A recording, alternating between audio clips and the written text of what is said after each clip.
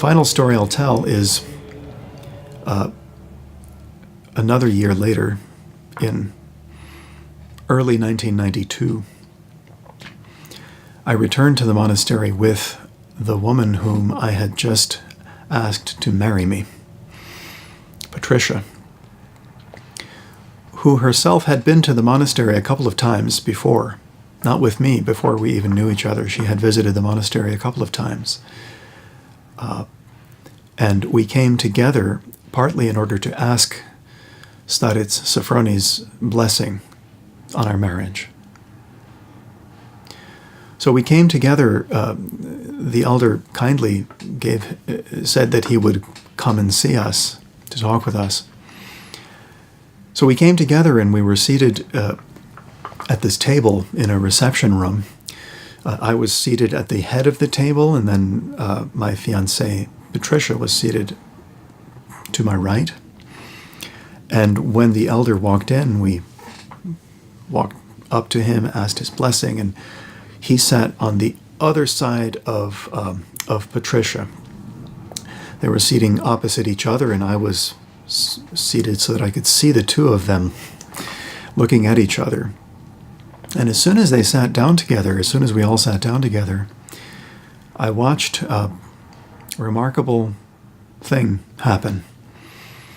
Father Sofronie and Patricia looked at each other, and they kept looking at each other for a long time, at least 1 minute or more.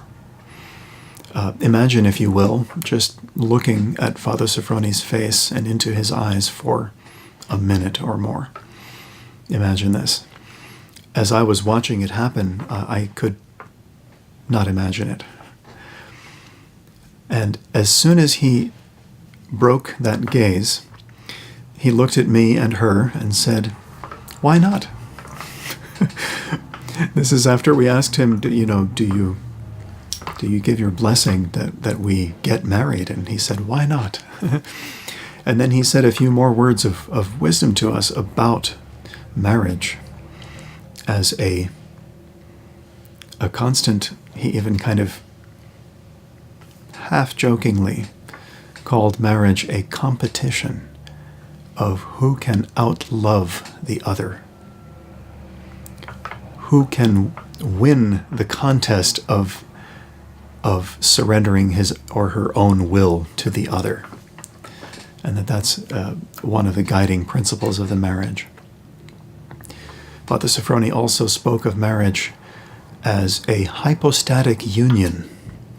Now, he used this term very knowingly because traditionally that term of hypostatic union speaks of the union of two natures in the one hypostasis of Christ. But in this case, I believe that he was speaking of the union of two hypostases.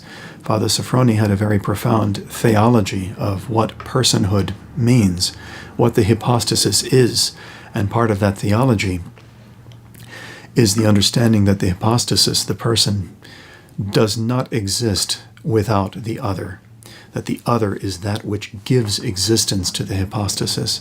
So for him to speak of marriage as a hypostatic union was meant in this sense rather than in the Christological union of natures. And it was a very profound thing that he has said that has stayed with both Patricia and me. We're, by God's grace, still married 24 years later. But those words, his words to us and his gaze at Patricia and her gaze on him were unforgettable to me. I asked Patricia after we left the room, "How could you manage to look into those eyes and to be looked at by those eyes for all that time?" And her answer was, "It was like looking into the eyes of a young child."